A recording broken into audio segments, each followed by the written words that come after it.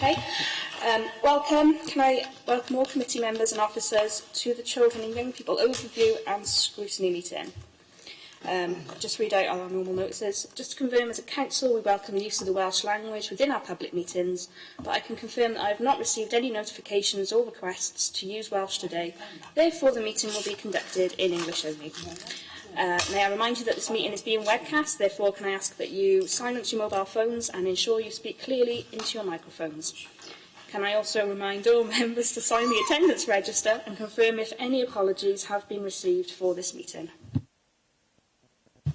Thank you, Chair. Yeah, we've got apologies from Councillors Evans, Gordon, Overton and Thomas. Item 2 is declarations of interest. Do any members have any they wish to declare? Yes, Chair. Yeah. Obviously, I'm a governor at Cumbraen High School in Green Meadow, and I have grandchildren at Cumbraen High School, Coleg Gwent, Ysgol Gylch England through and Ysgol Gymraeg Cumbraen.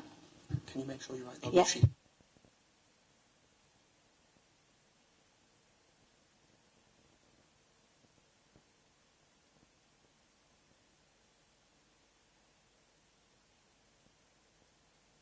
I should probably mention I'm Chair Governors at Maindee Primary, Governor at Coscailiog Secondary, and my daughter's at Maindee Primary as well.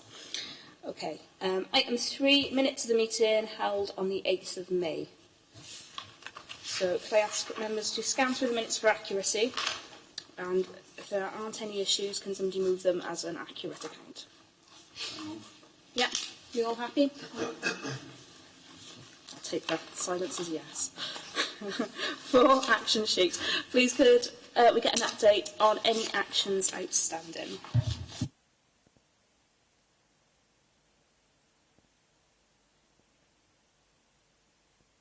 Any questions, members, on the action sheet?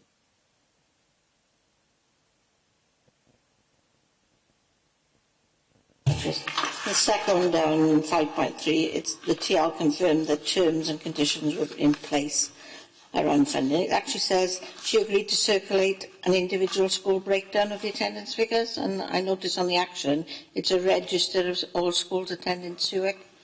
I just wondered whether that list had been circulated, or is it a register that members have to look for?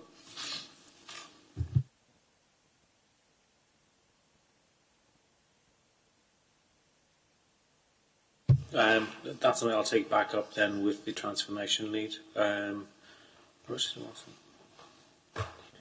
It wouldn't be typically available. There may be an issue about it being circulated, so I'll just check into it and see if that's permissible, because I'm not sure the information is the old GDPR that was collected and it was meant to be shared in that way, but I'll check.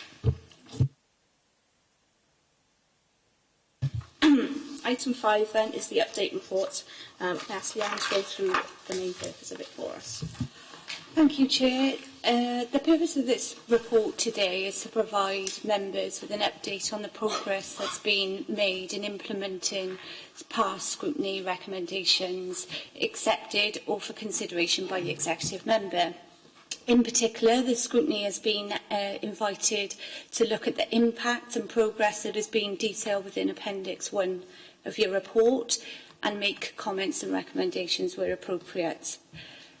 This particular part of the meeting will consist of inviting each of the officers around the table to provide a brief overview of the item, to specifically explain the progress that has been made to date, and then the committee will have an opportunity to ask the officer questions afterwards. Please can I stress to members that this session shouldn't really encourage further scrutiny into the item, but I advise you to focus on your questioning around sufficient progress has been made. Thank you. I think we're starting then with Jeremy Castell, Head of Education. Yeah. Chair, if it's okay, I'm going to ask Sharon to give us the update on the attendance strategy in terms of Strive for 95, which is detailed on page 19 in Appendix 1. Sharon's taken over from Tracy and is the lead, and some good news to share. Absolutely. As you're aware, since these recommendations were made, we've since had the 95 plus strategy, which we brought to paper to scrutiny in the autumn term and fed up on the processes. and that was in light of the recommendations from this paper here. They were considered when putting the Strive for 95 Plus strategy together. To date, it's been in place since January 2018, and we saw a rise last year in our secondary at the end of the summer term 2018. We saw a rise, an increase in our secondary attendance. We went up to 94%, where we'd been 93.7% for the past 3 years, and that put us above the Welsh average for the first time.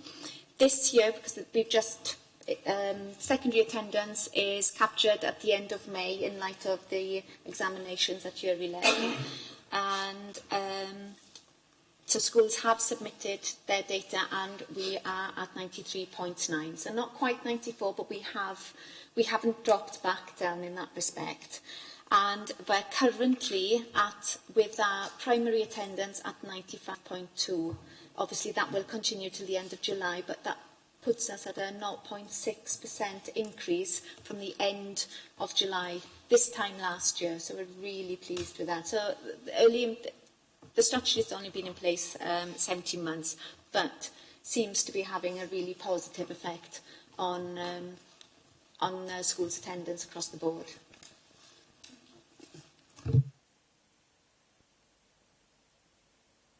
Any questions or anything on that one? Just one, please, Chair. Yeah. Are all schools taking up the Strive for 95? Yes. And is it proving positive in every school, or do we have any difficult schools? I wouldn't say we've got difficult schools. We've got schools where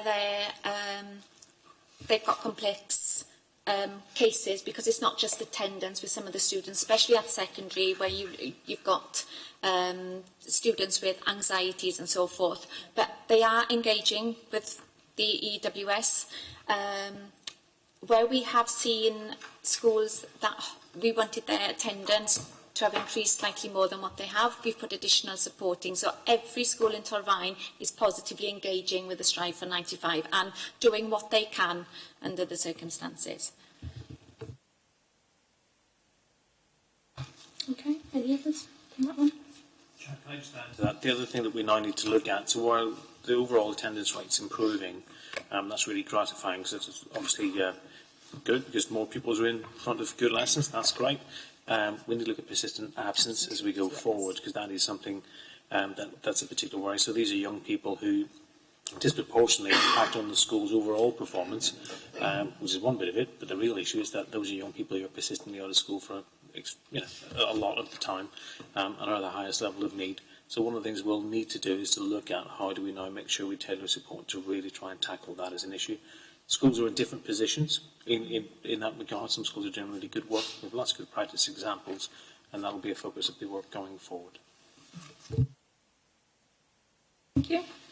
Okay, then we'll look at the next one, which is safeguarding. Can I just come in there? Can members just confirm that you're satisfied with the impact that's been made on this particular item?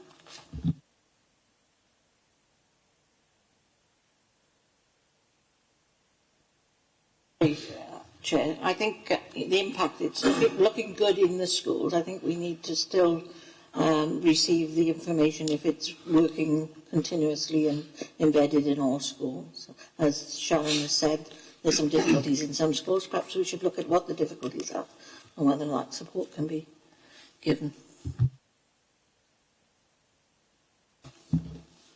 Whether that would be an issue that would be picked up by the school sub, maybe. On a school bus.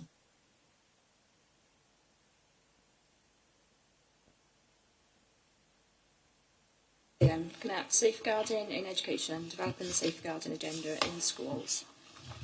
Ask Darren Joseph. Yeah, Chair, I'll speak to that. So obviously the report was quite a thorough overview of all the different steps that we take within education to make sure that schools have got very detailed guidance on how they support safeguarding in a very general sense, not just in terms of child protection, but across the whole range of work involved in safeguarding.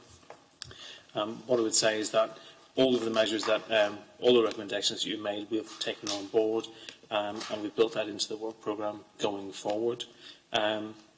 we're getting very good responses from schools overall, high levels of engagement, and basically all I would say is that we're very pleased with the progress that we've made with schools. There's also a good engagement with My Concern, which is a piece of software that we've also asked schools to look at to help manage their information around their safeguarding processes, which we've also seen some good uptake on and is proving very beneficial. And it may be something that we'd want to bring back at a later date to give you a further update, just to offer you the reassurance in terms of that consistency. Probably after the next section, 175 review that we do might be an appropriate time, but that might be something you want to consider in a subsequent basket. But overall, very pleased with the progress to date. Members and questions?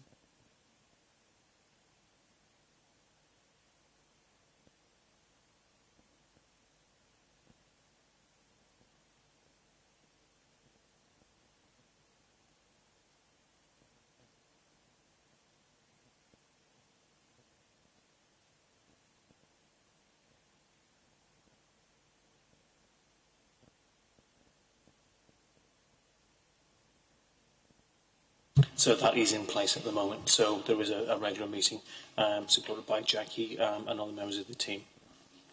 Okay.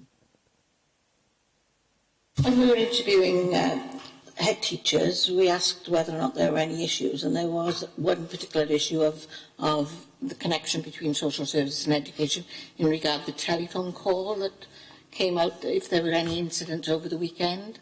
Sometimes the school head teachers didn't receive the call from social services until late in the afternoon, and that child might have been in school all day and having those issues. So one of the requests from the head teachers was if that phone call could come in a little earlier, or they could be informed that an incident had happened. That was a recommendation from this committee, from the head teachers. So what's happened since that time, I think this is a project Encompass, if I get the right name, where we get disclosures from the police around domestic violence incidents in particular, or any other thing that might have an impact on a child in school. We now have staff who are taking calls from 8 o'clock in the morning, and those calls are being directed then to schools. I haven't got the numbers available with me, but we thought it was quite a slow start, and actually it's quite a volume now that are coming through. So that is in place, it's running. We would have a discussion about just how we staff that, because one of those issues, but that's up and running, it's in place, and heads at the last heads meeting 2 weeks ago were saying that they really noticed that the impact that was having. Okay, then members, are we happy with the progress made on that one? Yeah. Okay. Jack, can I just make that request again? It is one that cyclically we probably would want to bring back and just keep on top of, because it's always an issue to look at. Okay, then next one is school attainment. This report, it mentioned about math learners, and at the time we wanted forming in literacy and numeracy. Well, our summer results last year showed that we had seen an increase across the board in foundation phase, Key Stage 2 and Key Stage 3, across the board in teacher assessment on all of those areas, and in most of them we were above the Wales average as well, so we'd make quite good inroads in those. And in regards to reporting to the committee, we do it on an annual basis and report on our attainment, on our short and medium term plans, what the next steps are, what have been the difficulties, and how we're supporting schools in going forward in that respect. Where we've had summit meetings, we've reported on those, as well as seminar members as well. Any questions? Glenn?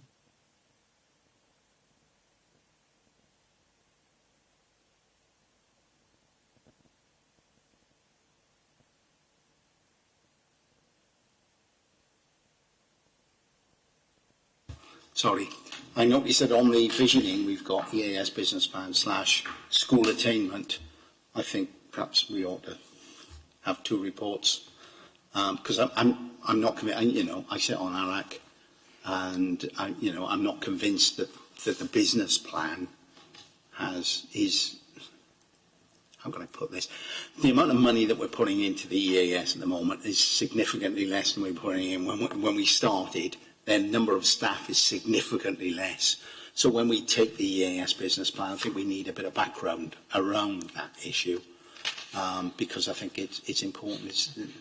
But I don't want to bog this down now. But I'm just saying that I think the EAS business plan and attainment should be separated out when we do it at visioning, so that we can get another report like this. Chair, if it's all right to just come in there, I can understand exactly what you're saying. It was just an issue about capacity in terms of the number of meetings available. So, but you know, we can prepare that either which way. I mean, we'll be talking about that now in a few minutes. Sure. On the recommendation 5, the school monitoring subcommittee, obviously we had a report on the new rules on GDPR and the sharing of information. I think, Sharon, you gave that report when you came. But there was some concern about what the Schools Monitoring Board could use then. And in fact, the School Monitoring Board hasn't met since you've taken the chair. I see it's on the committee today, but I think we also need a discussion around, you know, the work of the School Monitoring Committee for future going forward.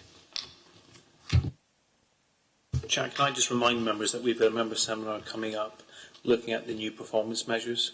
We'll be joined with colleagues, I think it's the 8th, Sharon? 8th of July, yes. And obviously, hopefully that will be really helpful for all members to understand some of the changes, because there's a fair few coming through, and no doubt that will also inform then the work of the subcommittee going forward. Yeah, and I think obviously because it's later on in the agenda, we'll come back to it then. But are we happy with the progress then on this particular item? Yeah. Okay, cool. We'll move on to the next one.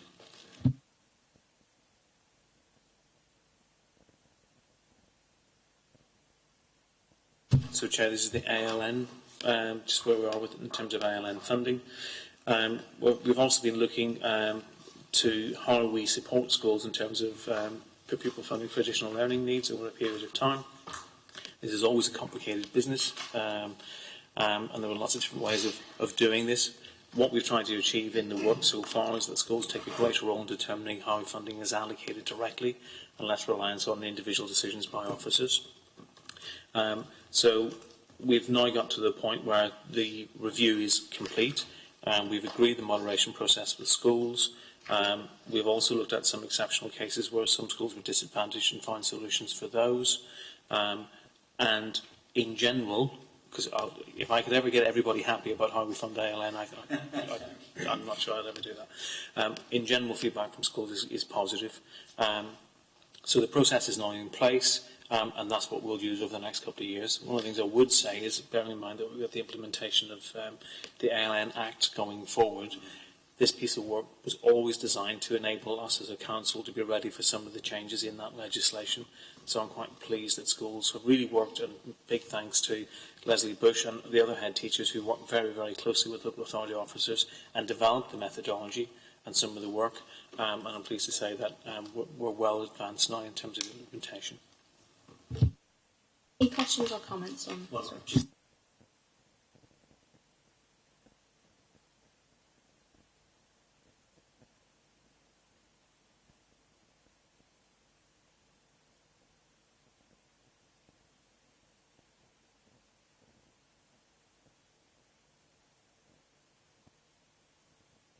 Are we satisfied with the progress on this one? Everyone? Yeah. Okay. Then we're looking at the EAS business plan. So, Chair, this in a sense goes back to Councillor Cameron's point earlier.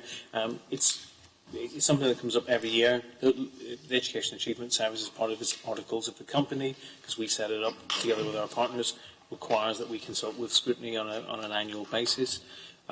Clearly, there's been changes to the way that EAS has been funded, and also in terms of its modus operandi and how it's staffed over time.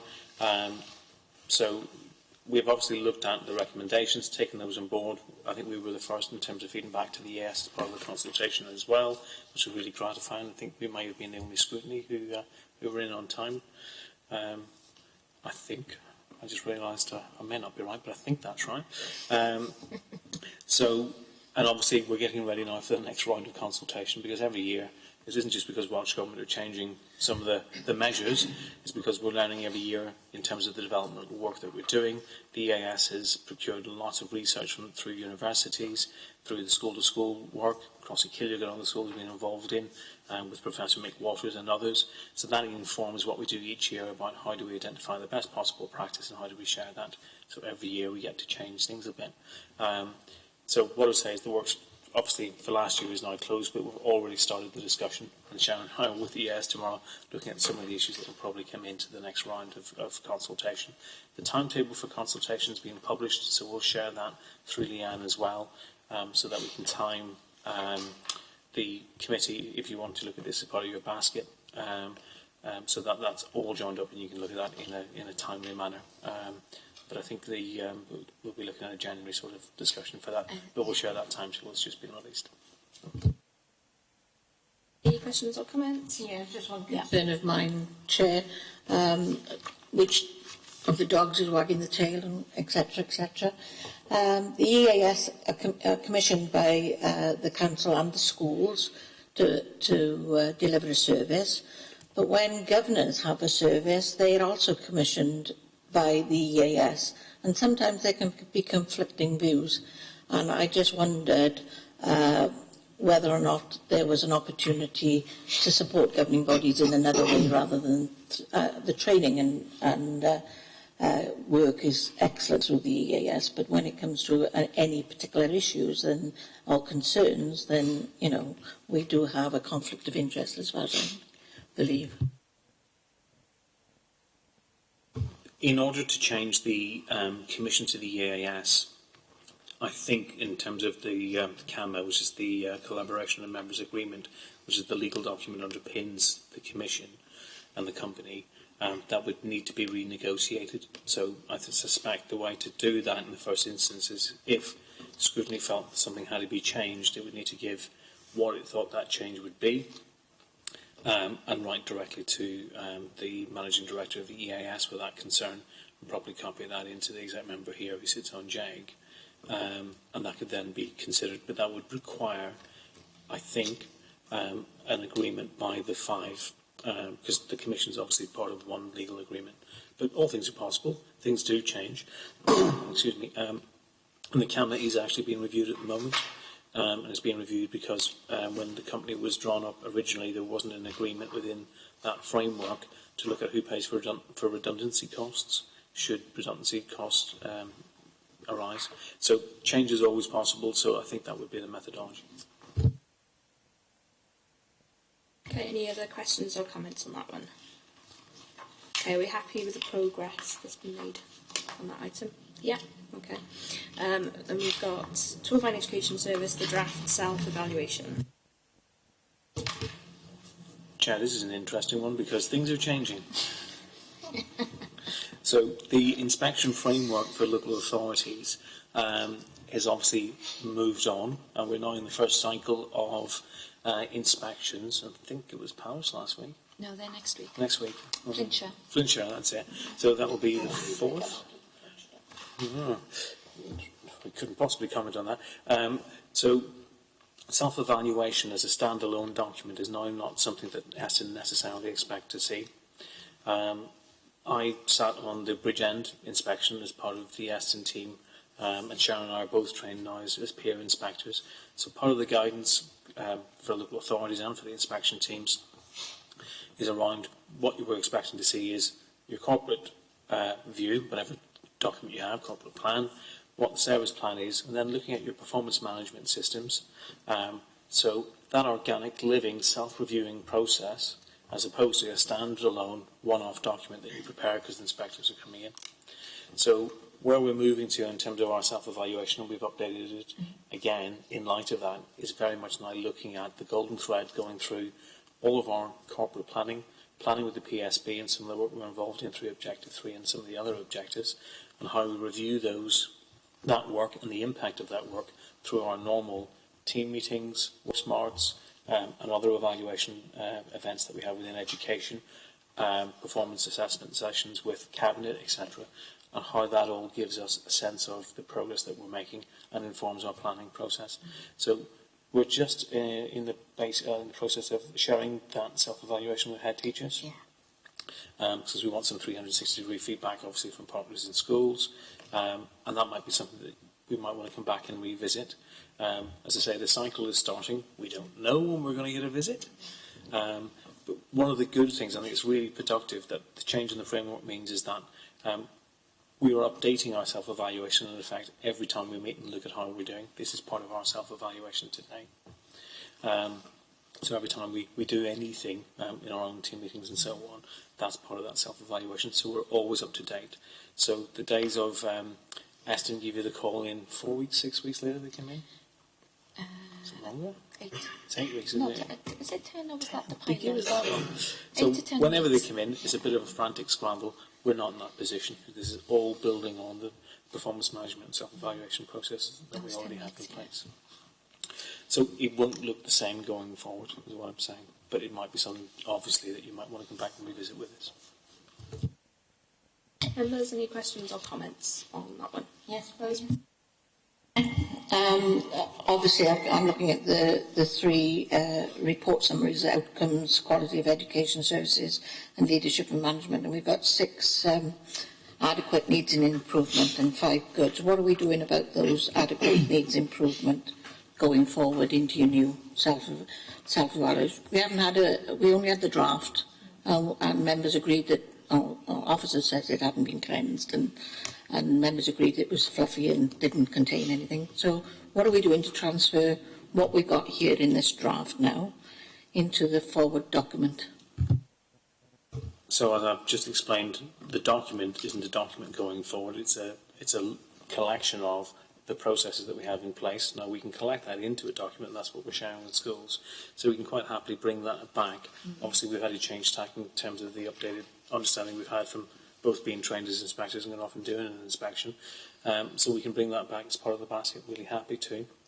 The only thing I would ask in terms of timing is that we'd really value the input from head teachers who have now signed up to do this, and it would be really useful perhaps that once head teachers are also engaged, which we think will by half term of the autumn we should be in a position to have that complete. That would be a really good time to bring it back. And obviously we're in the service planning cycle at the moment. The new guidance has just come out for the next update in terms of service planning, so that will obviously feed into our work programme going forward, and that's where we'll pick up the actions, those of which I think we've actually picked them up anyway, but that's where they'll become quite explicit. And also, you'll be aware if you've read any recent LA inspection reports that Eston have moved away from judgments, giving actual judgments within those reports. So our SER as such would reflect, it tells you what our strengths are, what our areas of development are, but in this version, we'd actually said, we think this is good or adequate and gave our reasons. We've moved away, the framework is moving away from the judgments. Yeah, it's a good recommendation. Yeah, oh yes, absolutely. They give recommendations, but they won't give a judgment as such anymore. So what we've done, because that's a bit uncomfortable, and this is going to be part of the discussion, no doubt, we have when we look at the new performance measures, is about accountability and what is the framework and how do you as members know that we are improving, which is a fair question. So although the framework doesn't give you judgments, we've looked at the school's categorisation, sort of colour coding, and given ourselves, they're not judgments, but we've put ourselves in categories, if you like, against different actions. So it's not particularly scientific, but it'll give you a feel for where we think we're performing at the moment, because we felt we wanted something for us. So hopefully that'll come through when you, if that's something that you choose to look at in the next basket.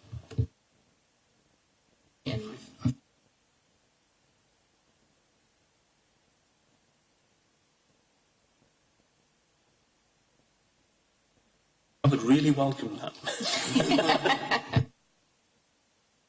So are we switching? Are we confirming that we're going to continue to monitor that? Yeah. Okay.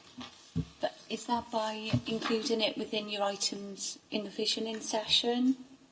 I think we should. Yeah. I mean, Just so I'm clear. Timing will not be.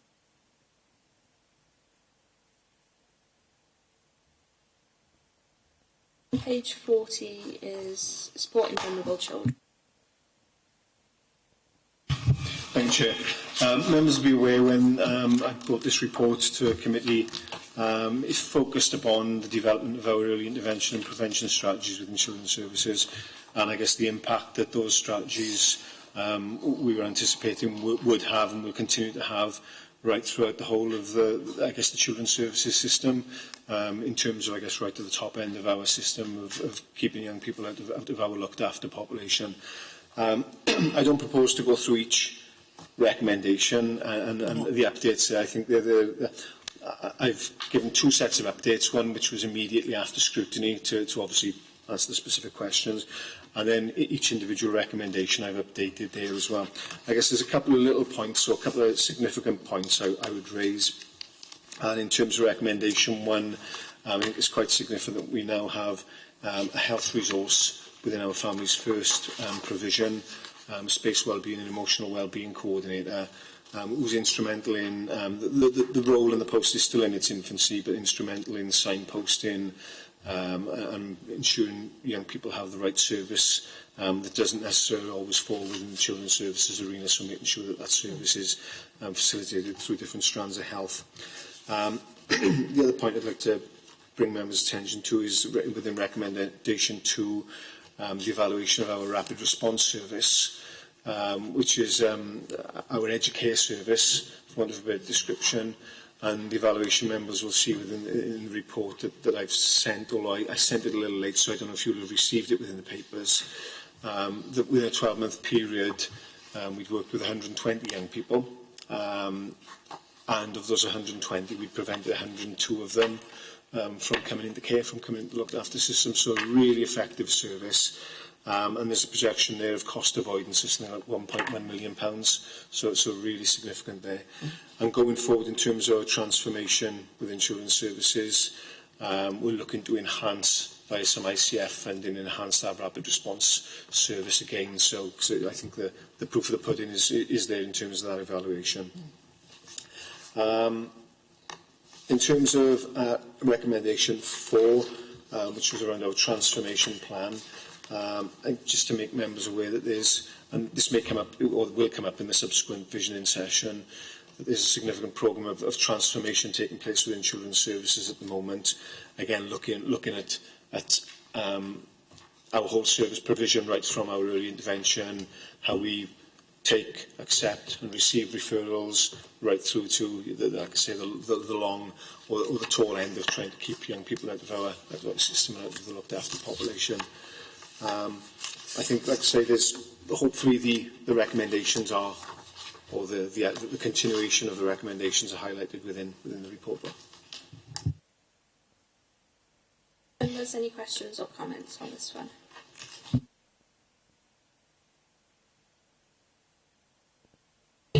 Satisfied then with the progress that's been made on those recommendations? Yeah. Okay. Just sorry, looking through the actions from the recommendations from this committee, we've touched quite a few boxes where they've implemented it with the policy review and policy development, cross-cutting work, etc. And I noticed the difference with the health and social services suggestions and recommendations. So well done. Thank you very much. Okay, then the next one. Next one is Children and Young People Partnership and Relationship to PSB Objectives. This might be Jess and I who sort of contribute to this. So, obviously, we give you a breakdown of the work that we were taking under Objective 3 of the PSB in particular, and that work's moving on apace and still developing. So I'm going to ask Jess just to talk about participation in particular, because I think there's been some significant progress that members might want an update on. We took a report to the PSB last month. We looked at the general training needs across all the organisations, not just Torfaen Council, in regards to our managers in if they're going to oversee participation standards for children and young people. What kind of training and support they need. So the PSB backed our plan there and financially are going to fund 500 places across all the public service bodies to enable us to train the middle section of managers, so they're able to then implement that in their planning of services. Part of that agreement as well is for the PSB members to undertake some training. There'll be a train-the-trainer programme then that runs through delivery managers, and then we'll have the opportunity then perhaps to provide sessions via a member seminar for elected members. I think in addition to that, we've also been working with all of the different youth fora and organisations across the partnership to look at the development of a youth council on a PSB footprint, and some fantastic work from children and young people who've come together and come up with a proposed model. We're now at the point of going out to further consultation to see how we can actually bring that into existence. I think the key point there around helping everybody across the partnership understand what the national participation standards are about is fundamental to help us ensure that if we do come up with a youth parliament, or when we come up with a youth parliament, it's not simply seen as somewhere where we go to ask children and young people on our issues. It's actually about how do we ensure that children and young people's voices are at the heart of when we start to plan and think about what we're doing. So it's really encouraging to see the PSB put its money where its mouth is, which is good. I think it's the first time the PSB's agreed to actually do something like that. So really welcome, and we look forward to seeing the outcome of that work as it moves forward. I think, Chair, then I need to pick up a couple of the recommendations in this report as well, because it links into other work. One of the recommendations, if I can find the right page, was recommendation 3, which wasn't a focus of this piece of work, but came out of the discussion in committee, which was to come up with a single coordinated plan for children and young people. And there was a recommendation about taking a bottom-up approach, and I think to come up with one plan for all resources.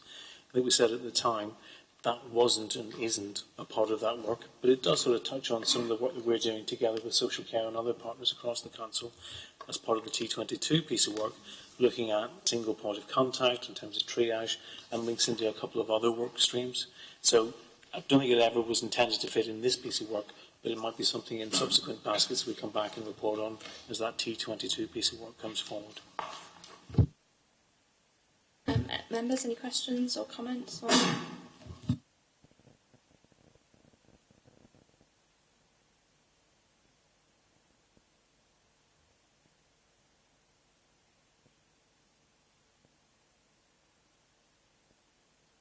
Sorry, I noticed the responses to the recommendations in this report. Is this why we have the Welsh Audit Office Wellbeing offer on our visioning for next year? No. Leisure came into the education brief and then was picked. So which one? Sorry. Sorry, yes, that one, yes. There's two. Yes, it is. We were volunteered, I can say that on camera quite happily, by colleagues to, as a piece of work that the WAO may want to look at. So we've now had our first workshop with the WAO last week? My time blurs. Recently, Monday. This week? This week, it was this week. Yes, Thursday. And we'll further work with them in terms of what they've gleaned from that workshop. Really helpful, I think, because this piece of work I don't think has been done elsewhere as part of the PSB. So really looking forward to hearing their observations and any suggestions that they can make to support us, because it's quite a involved piece of work and will ultimately will breach across several different bits of work that the council and departments does. Council departments do. Just come back quickly. When I saw this on the visioning, I thought, well, why has it come back so quickly? But now it begins to make sense. Thank you. Okay, are we happy with the progress made so far on those recommendations? Well, yeah. Okay, page 47, exclusion and attendance. That follows on from the paper that we brought in back in November with an update on the Strive for 95 and exclusions and DEOTAS. As I said, I've reported on the attendance figures. We have seen our 3-year trend of exclusions has gone down, although we are seeing an upturn. this year now, an increase from last year to this year, and the inclusion team is working very closely with our schools, looking at each individual case there. So, Chair, in terms of exclusions, because again, I'll pick up some of the recommendations. We're seeing, particularly in primary, and in most secondary schools, a continued decrease in the days lost to exclusion. Yeah. A very significant decrease. And again, as an information brief, we can provide those figures to members if that's helpful. One of the recommendations here was about making sure we don't just pressurise head teachers. The local authority doesn't pressurise head teachers, so I need to pick up on the language. We obviously reflect back what the statute says, but I take the point that's been made, which is about, well, what's the offer? What's our provision of support? Sort of links back to the wellbeing offer before. So one of the pieces of work that we've been doing, again with head teachers, is looking at mapping what their needs are. We've asked, and I think you're aware of this, seconded in a colleague from Nat Kellen stroke Cumbrae High, to do some work with us about pulling that information together, which is looking at the provision matrix that we have for all children, but particularly focusing on those with behavioural needs. And we're anticipating bringing a paper forward in the autumn with the potential for looking at capital investment in expanded provision in the borough. So we're absolutely looking at the soft systems around what's the support, what's the guidance, what sort of approaches work. We're working very closely with CAMS as well, and there's a number of different interventions funded through the ICF and transformation funding. And we're going to host some of that work in Torvine, looking at whole school approaches. So that work will be happening from the autumn, once we've gone through recruitment with colleagues in CAMS and Health. And we're also looking at bricks and mortar provision potentially as well. That paper isn't ready yet, but we anticipate bringing that forward in the autumn. So that might be something that we need to think about as well before that actually goes forward. Members, any questions or comments on that one? Just.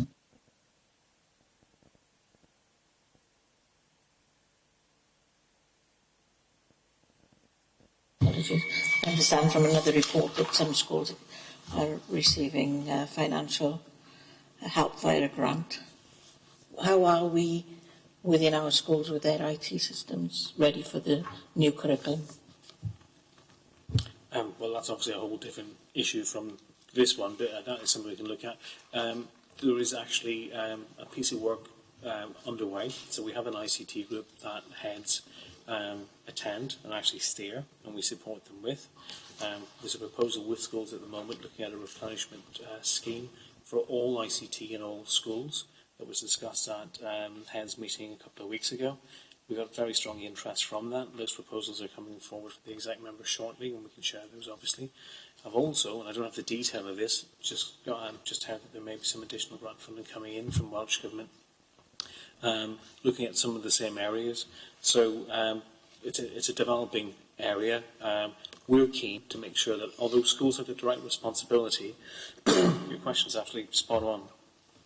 It's our responsibility to make sure that governing bodies, head teachers are investing in the infrastructure that they need to with the resources they've been given, so that that doesn't then fall back on the local authority. Learners have to have the kit that they need, and they've got to have the bandwidth to make the kit work in schools as well. But that is very well advanced. That scheme has been discussed with heads, and again, that's something we can share early in the new academic year and give you a full brief on if that's something you want to look at in more detail. Okay, yeah, I think that'd probably be much appreciated. Okay, apart from that one then, are we happy with the progress that's been made then on those recs? Yeah. Okay, that's the... Yeah, Leanne's going to sum up. I'll just quickly sum up, members, just to make sure that I'm clear. I think you're satisfied with the impacts and progress of most of the items that have been listed within the report. However, the committee has requested the following items continue to be monitored and added onto the programme, their work programme for consideration next year. Those items are safeguarding and education, draft self-evaluation and children and young people partnership. Can you just confirm that's correct?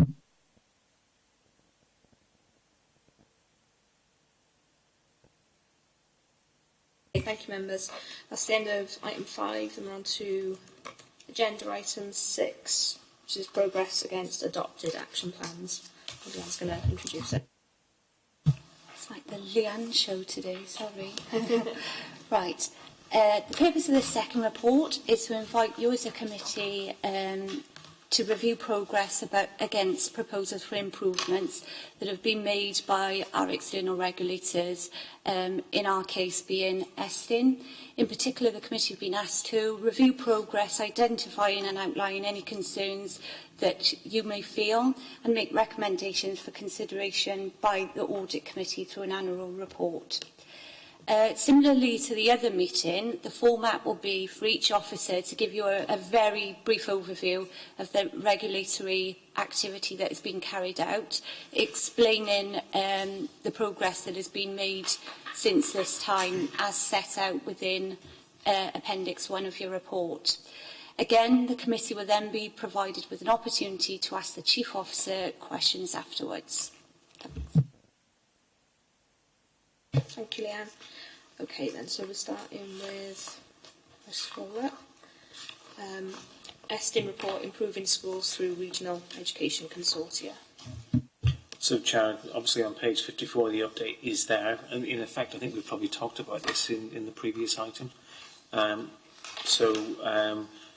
You know, I'll draw your attention probably to 5 bullet points on page 54 in terms of the priorities that we've set. We know that performance for pupils who are in receipt of free school meals continues to be a significant concern. The variability within schools and between schools is still too great. Now that's an issue for everybody across Wales. I don't think it's just something to us or our region, but clearly is a concern. Then most of our bullet points there, or all of our bullet points, are looking at difference in performance, this time in terms of gender. And we continue to have significant concerns about the variability in outcomes in Key Stage 4. So, Chair, I think we've probably covered it, but if there's any specific questions, then obviously happy to take those. Any questions? As you're aware, this has come to us via Audit Committee. I think both our Audit Committee and the Audit Committee, which I also sit on for the EAS, have concerns over the Collaborative Members Agreement. There are issues around the fact that local authorities, every EAS is set up different. Well, nearly all the other EASs are different from ours. Let's put it like that. Ours is a company. The CAMA is not presently set up in a way in which protects the company should it have to go into administration. Are we moving towards doing something about that? As I said earlier, the CAM is currently under review, and some of the articles that are being changed are around making sure that the company is protected in terms of redundancy, which I think is probably the core issue that I suspect you're referring to. So the first draft of that's gone through the legal process, and it was shared with directors last Monday as well.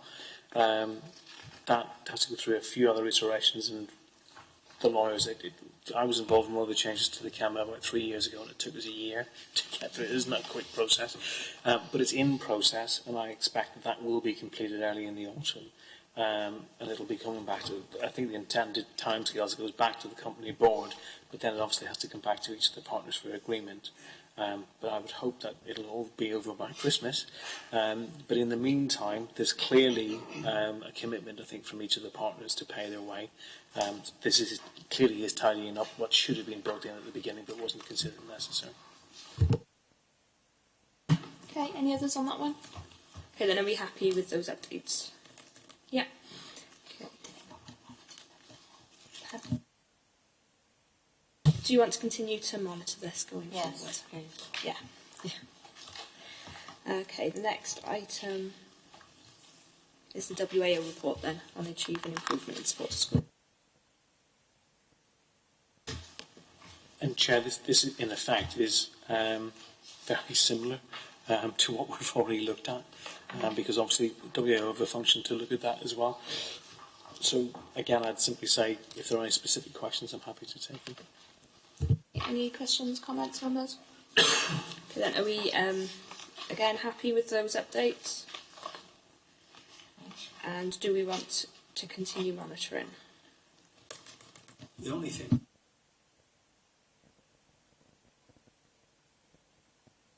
Will be during the cycle. It might be 1 year. It could be 3 years. There's no running order anymore. Yeah. They choose.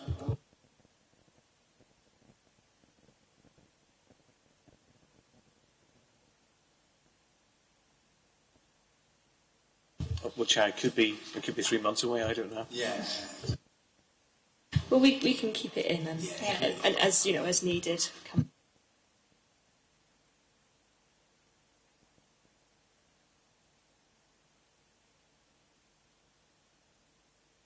Next one then, Estin inspection of October 2011 and 2013 monitoring visit. Yeah, Chair. Obviously, the updates that we've put in here relate to. These are all going back to the recommendations from quite some time ago. So I think they're pretty self-evident. They probably cross over with some of the business plan update as well, and some of the other points of discussion around Children and Young People's Board also. So all I would say is it's there for information. The key bit I would probably focus on is the Schools Cause and Concern Register. So one of the biggest changes that we've had since that happened, and one of the thing we're going to do tomorrow, is how we now work with other partners in other local authorities to share our information with schools agreement and understanding about what constitutes a school causing concern, and the joint problem solving we have then with other local authorities and the EAS to come up with a consistent approach to supporting those schools and providing challenge across the region. And that's sort of detailed down on page 68. We've also given you a brief update there on some of the other things that we are doing. But in a sense, Chair, I mean, one of the things I had questioned is this one that you want to continue with, because we always have to have a look back to the recommendations from the previous inspection. So that's when we have an inspection, the first thing they'll look at is to see if we've addressed those. And we continue to have issues clearly around performance, particularly at Key Stage 4. Improvements in primary, and to some extent in Key Stage 3. But we still have that issue in Key Stage 4, so that'll always be there. That'll be part of the discussion we have in the ES business plan, and also elsewhere in the basket when we look at performance in schools. Otherwise, what we're doing here is giving you a bit of a flavour of some of the things that have changed, and I'm not sure what purpose that meaningfully serves, but obviously happy to take advice and questions. And members, any questions or comments on this one? And do we want to keep it on monitoring or remove for the 2011 one?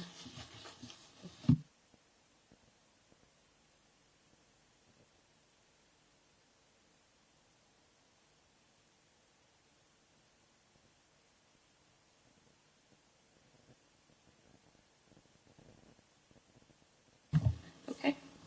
Chair, might that be a specific item then, because it would give us a clearer focus, just so we're sure what you're after, because we could look at schools causing concern, the nature of the schools that we have that are in difficulty and what we're doing to challenge support, and how the EAS is providing the same, and have that as a focus. In a sense, that might take us into the discussion, of course, about the subcommittee, but I think that's clearly something I know that you'd want to do, but that could be a specific report that we could update regularly.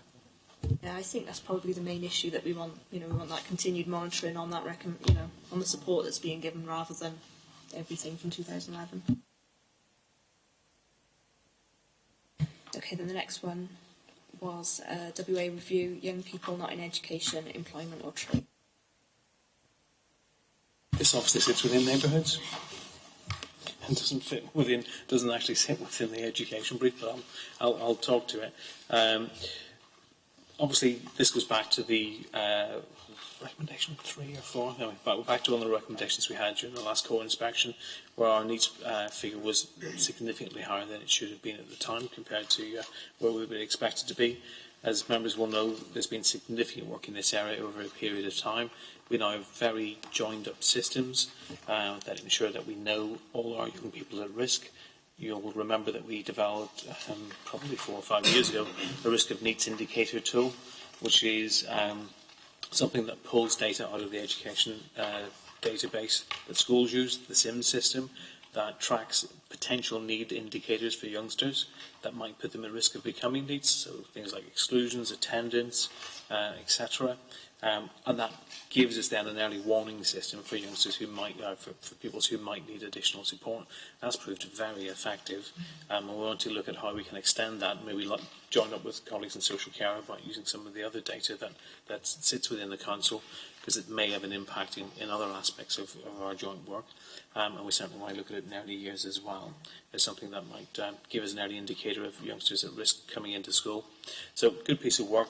We've seen in terms of performance this year that the needs figure went back up to 1.8. The important point here to note is that we're now talking about a very small number of children. That relates to about the difference in, I think it was 4 or 5 children compared to the previous year.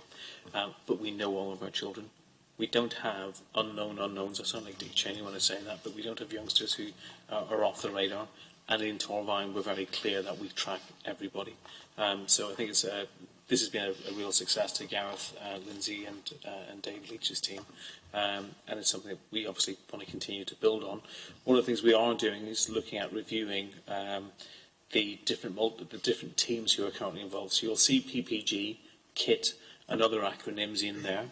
And we have a whole series of different teams involved in very similar work across this piece of work, across this this area of work. I think we had 3 kits at one point. Was it 3 kits? Yeah. 3 kits.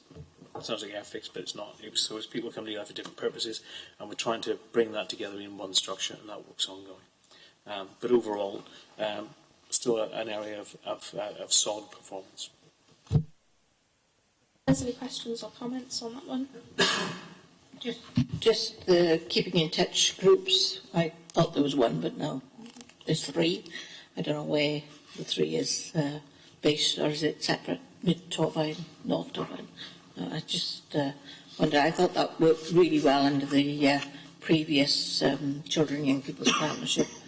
I think it was led by John Killock at the time, but the Keeping in Touch group was really a positive group, I felt, when I was on the Children and Young People Partnership Board many years ago. But where are the 3 KIT groups now?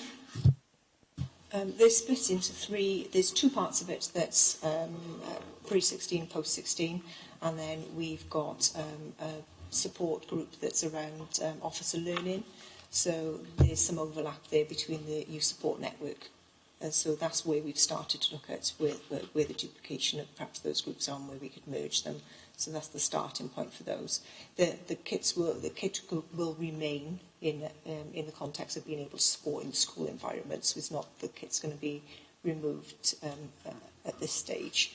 It's that function that is always performed is still going to be there for the support in the school environment.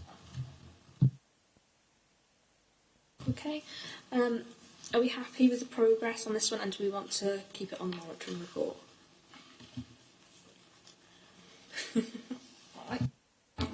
Yeah. I think, but I think if there is any exception, then we need to have it brought back to this committee. If our numbers are going up and we have issues with it, I think. So I suppose, as a, rather than have it as mandated, if there is an issue, we can have it come back. Well,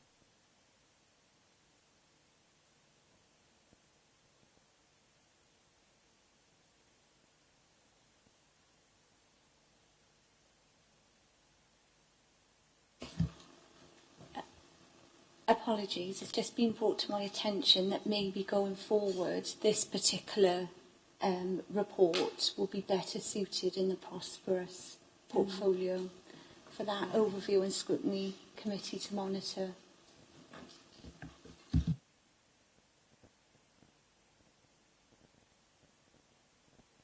Even, Chair, can I start for a view? I'm not sure how appropriate this is or not. Part of my title is about Lead Director for Children and Young People, and I always feel that this is the committee that's going to really look at all things children and young people. So although it doesn't even sit within my area of direct responsibility, it feels as if this committee, and for the reasons that Councillor Seaborn raised, Aston will come back and they will look at how we're doing with needs. They will ask the questions that relate to the other recommendations in relation to needs about performance management, about self-evaluation, and some of the other things we've talked about today. So even though portfolios are as they are, it seems a good idea for this committee to have an eye on this as well.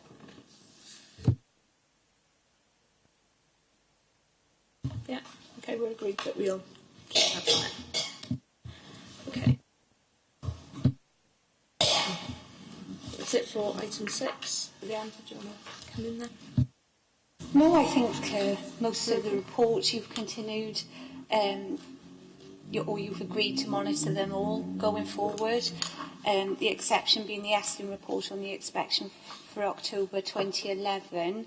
I think you specifically want to look at the schools causing concern going forward, as opposed to monitoring that whole report all over again. Okay, then we're on to item 7, just kind of tying in the Children and Young People's School Standards Monitoring Subcommittee membership. Me again, sorry. Right, you'll be pleased to know this is the last report within your pack.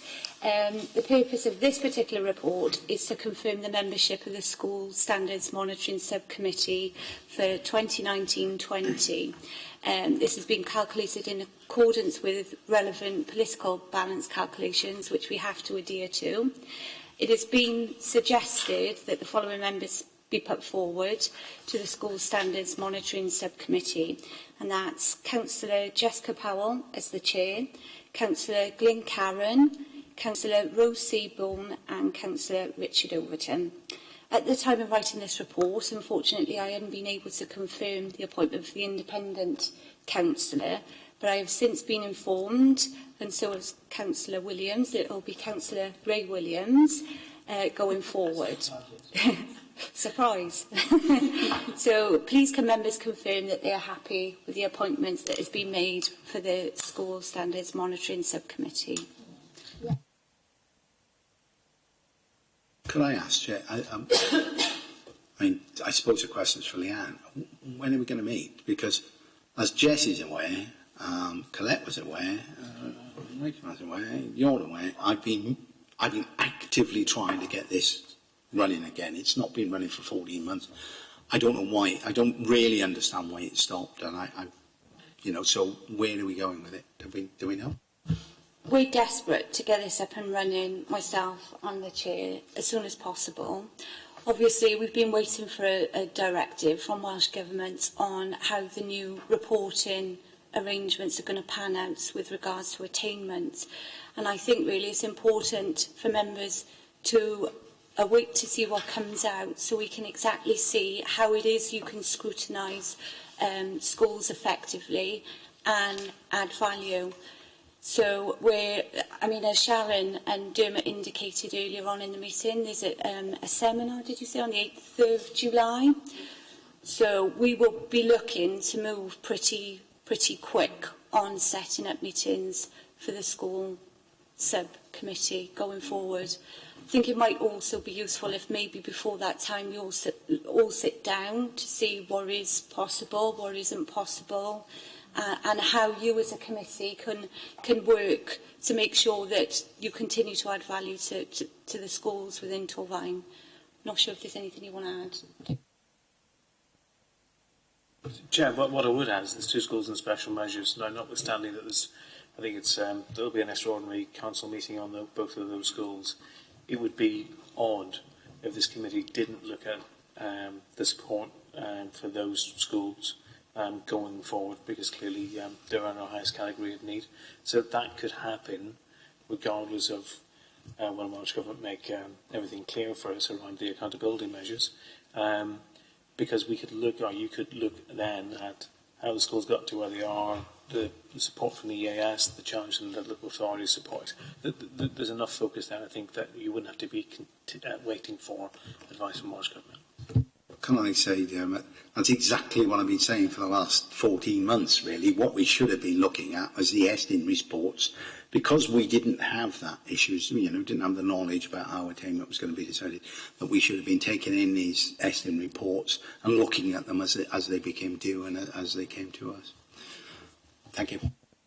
I totally agree. I think that's the starting point. I don't think we won't be in a position until September now to visit any schools. So I think this subcommittee now can sit down and look at the issues that haven't been discussed in the last 14 months and see what our priorities are for actually going forward.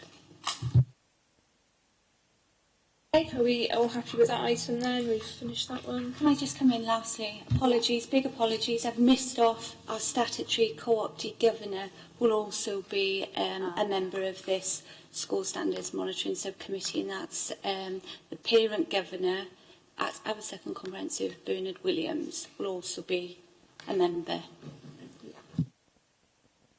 Okay then, item 8 is date and time for the next meeting. This one will finish and the next full meeting will be 25th of September, but we will now go on to the visioning. So thank you everybody for attending this one, and I will close this meeting to the press and public.